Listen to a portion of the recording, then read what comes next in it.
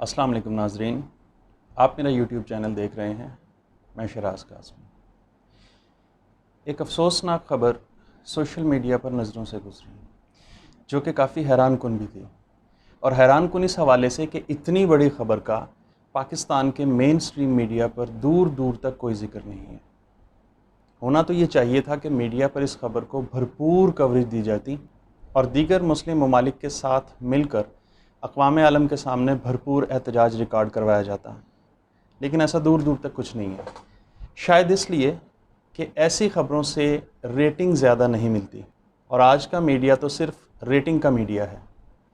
Rating کے لیے تو میڈیا کچھ بھی کر سکتا ہے، لیکن جس خبر سے ریٹنگ نہ ملے اس خبر کو مین سٹریم میڈیا میں جگہ نہیں مل سکتی۔ خیر، ہم واپس آتے ہیں اس خبر کی طرف جس نے آج کا یہ ولاگ کرنے پر مجبور کیا ہے۔ سوشل میڈیا پر یہ خبر نظروں سے گزری کہ گوگل میپ نے دنیا کے نقشے سے فلسطین کو ہی غائب کر دیا ہے۔ جی ہاں، فلسطین اب دنیا کے نقشے پر موجود نہیں ہے۔ پہلے تو مجھے یقین نہیں آیا، خبر کو تفصیل سے پڑھا، پھر خود تصدیق کی تو یہ انکشاف ہوا کہ خبر واقعی درست ہے۔ آپ لوگ خود بھی یہ تصدیق کر سکتے ہیں۔ آج کل اینڈرائڈ فون سب لوگوں کی پہنچ میں ہے۔ اگر آپ گوگل میپ کھولیں اور فلسطین کا نام لکھ کر سرچ کریں تو آپ کے سامنے یہ نقشہ آئے گا جو آپ اس وقت سکرین پر دیکھ رہے ہیں، اور آپ بخوبی دیکھ سکتے ہیں کہ سرچ بار میں فلسطین لکھ کر سرچ کرنے سے فلسطین کا نہیں بلکہ اسرائیل کا نام اور نقشہ سامنے آتا ہے، یعنی نقشے کے اوپر سے فلسطین کا نام ہی غائب کر دیا گیا ہے۔ فلسطین کی سرزمین کو گوگل میپ پر اسرائیل کے نام سے ظاہر کیا جا رہا ہے۔ اب دنیا کے نقشوں میں فلسطین کا وجود باقی نہیں ہے۔ کچھ عرصہ پہلے تک یہ ہوتا تھا کہ اسرائیل کے نام کے ساتھ فلسطین کے نام سے بھی ایک خطہ ارضی نقشوں پر دکھائی دیتا تھا، جس کا سائز دن بہ دن اگرچہ سکڑتا جا رہا تھا، مگر کم از کم فلسطین نام کا ایک ملک دنیا کے نقشے پر موجود تو تھا۔ لیکن اب ایسا نہیں ہے۔ میں نے پھر تھوڑی اور ریسرچ کی تو پتہ یہ چلا کہ کچھ انٹرنیشنل نیوز پیپرز پر اس سے متعلق خبریں موجود ہیں۔ وہ خبریں مجھے مل گئیں، جیسا کہ عرب نیوز پر یہ خبر کچھ اس طرح سے موجود تھی کہ سوشل میڈیا یوزرز ڈیمانڈڈ فلسطین از ایڈڈ ٹو گوگل میپس۔ اسی طرح India.com پر یہ خبر کچھ اس طریقے سے موجود تھی: breaking, American tech giants Google Apple remove فلسطین from world maps, replace with Israel. اور پھر ایک اور اخبار دی جیروسلم پوسٹ نے اس خبر کو کچھ یوں شائع کیا ہے کہ گوگل ایپل اریزنگ فلسطین فرام جغرافک ایپس ایکٹیوسٹس۔ اور پھر اس خبر کی تفصیل میں اس ساری کارستانی کا الزام امریکہ اور اسرائیلی حکومتوں پر لگایا گیا ہے۔ Cyber activists accused US Israeli governments of being behind efforts to remove فلسطین فرام میپ آف فیوچر۔ یہ ساری خبریں ہمیں غیر ملکی میڈیا پر ملتی ہیں، لیکن ہمارے اپنے میڈیا پر دور دور تک ایسی کوئی خبر موجود نہیں ہے۔ اور یہ غیر ملکی میڈیا ہمیں یہ بتا بھی رہا ہے کہ دنیا بھر کے یہودی نواز اداروں اور حکومتوں نے یہ کام کیا ہے۔ پہلے تو فلسطین پر قبضہ کر کے وہاں اسرائیل نام کی ایک غاصب ریاست بنائی گئی، اس کو دنیا کے نقشوں میں شامل کیا گیا، ایک الگ ملک کے طور پر پہچان دی گئی، حالانکہ اسرائیل کبھی بھی ایک ملک کی طرح مارز وجود میں نہیں آیا۔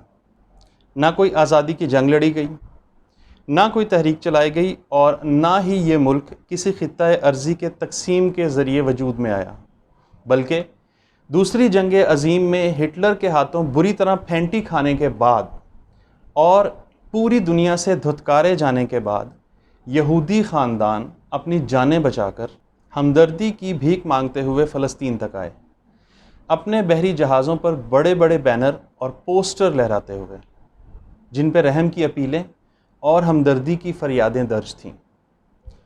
The Germans destroyed our families and homes. Don't you destroy our hopes. جی ہاں، یہ نعرے درج تھے، یعنی جرمنز نے ہمارے خاندان اور گھر تباہ کر دیے ہیں، تم ہماری امیدیں تباہ نہ کرنا۔ یہ بھیک مانگتے ہوئے یہودی فلسطین کے ساحلوں پر آئے تھے، ریفیوجیز بن کر، پناہ گزین بن کر، اور پھر فلسطین نے ان پر رحم کیا، احسان کیا اور اپنے پاس پناہ دے دی۔ لیکن یہ رحم اور احسان فلسطینیوں پر بہت بھاری پڑ گیا۔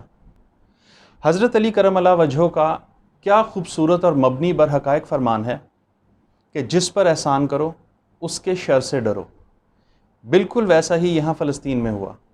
احسان کا بدلہ ان احسان فراموش یہودیوں نے کچھ اس طرح دیا کہ امریکہ کی سرپرستی میں اپنی طاقت کو بڑھایا اور پھر فلسطین کے علاقوں پر قبضہ کرنا شروع کر دیا۔ بمبار طیارے آتے، فلسطینی آبادیوں پر بمباری کرتے، بہت سارے لوگ مارے جاتے اور باقی اپنی جان بچا کر علاقہ چھوڑ کر چلے جاتے۔ علاقہ خالی ہو جاتا تو بڑی بڑی مشینیں اور بڑے بڑے کرینز آتی، ملبہ صاف کیا جاتا اور نئی تعمیرات کر کے بستیاں اور شہر آباد کیے جاتے ہیں، اور پھر دنیا بھر سے یہودی خاندانوں کو وہاں لا کر آباد کر دیا جاتا اور اس نئی بستی کو اسرائیل کا حصہ ڈکلیئر کر دیا جاتا۔ 72 سالوں سے اسی طرح ہو رہا ہے، اور اب یہ حال ہے کہ اسرائیل کے نام سے پورا ایک بڑا ملک وجود میں آ چکا ہے، اور فلسطین سکڑتے سکڑتے ایک چھوٹے سے علاقے تک محدود رہ گیا ہے۔ بلکہ کہاں باقی رہ گیا، کہاں محدود رہ گیا، وہ بھی ختم ہو گیا ہے۔ وہی تو رونا رو رہے ہیں ہم۔ اب فلسطین کو سرچ کریں تو اسرائیل سامنے آتا ہے، فلسطین تو آتا ہی نہیں ہے، اور افسوس کی بات ہے کہ ہم خاموش ہیں، بے حسی کے ساتھ اپنے اپنے معمولات میں گم ہیں۔ امت مسلمہ کی خاموشی شرمناک ہے۔ 50 سے زائد مسلمان ممالک ایک اسرائیل کو بننے سے نہیں روک سکے۔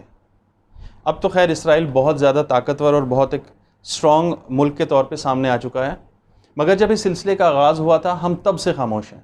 اس وقت اگر تمام مسلمان ممالک ایکا کر لیتے اور امریکہ اور اس کے حواریوں کی تیل کی سپلائی بند کر کے ان پر پریشر ڈالتے کہ اس ناجائز ریاست کی مدد بند کرے اور اس قبضے کو روکنے میں اپنا کردار ادا کرے، تو بہت کچھ ہو سکتا تھا۔ پھر ہمیں آج کا یہ دن نہ دیکھنا پڑتا۔ مگر کیا کریں کہ ہمارے انفرادی مفادات ہمیں بہت زیادہ عزیز ہیں۔ امریکہ بہادر کی یاری مسلمان ممالک کو بہت عزیز ہے، مگر مسلمانوں کو قرآن کا وہ فرمان عالی شان ہرگز نہیں بھولنا چاہیے کہ یہود و نصارہ کبھی تمہارے دوست نہیں ہو سکتے۔ آج بڑے بڑے مسلمان ممالک امریکہ کی جس دوستی پر بہت نازاں اور مغرور ہیں، ان کو یہ ہرگز نہیں بھولنا چاہیے کہ امریکہ اور اس کے حواریوں کی دوستی صرف مفاد کی دوستی ہے۔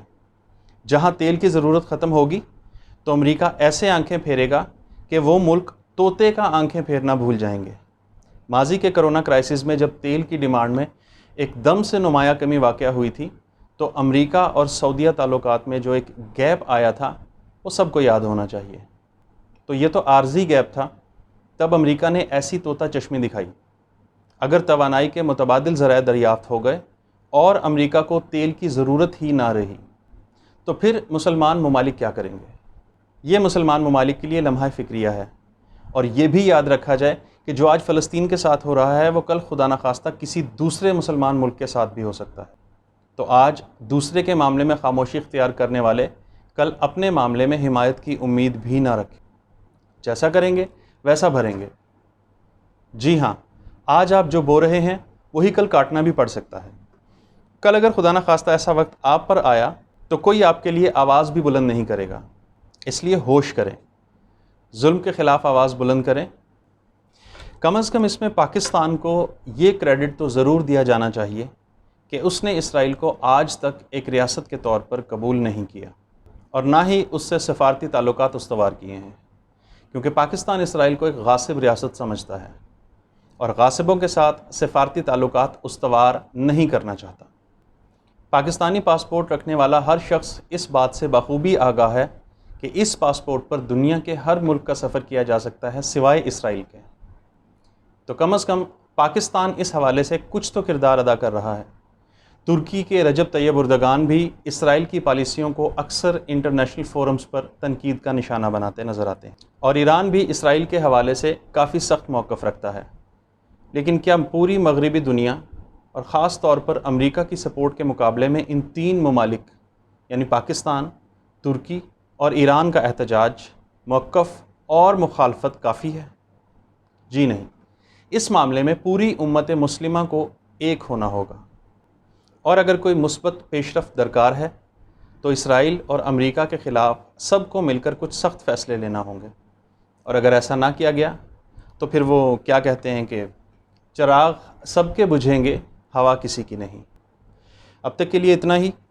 اگر آپ کو یہ ویڈیو پسند آئی ہے تو ویڈیو کو لائک کیجئے، چینل کو سبسکرائب کیجئے اور اپنے دوستوں کے ساتھ بھی شیئر کیجئے۔ بیل کا آئیکن دبانا ہرگز مت بھولیے گا۔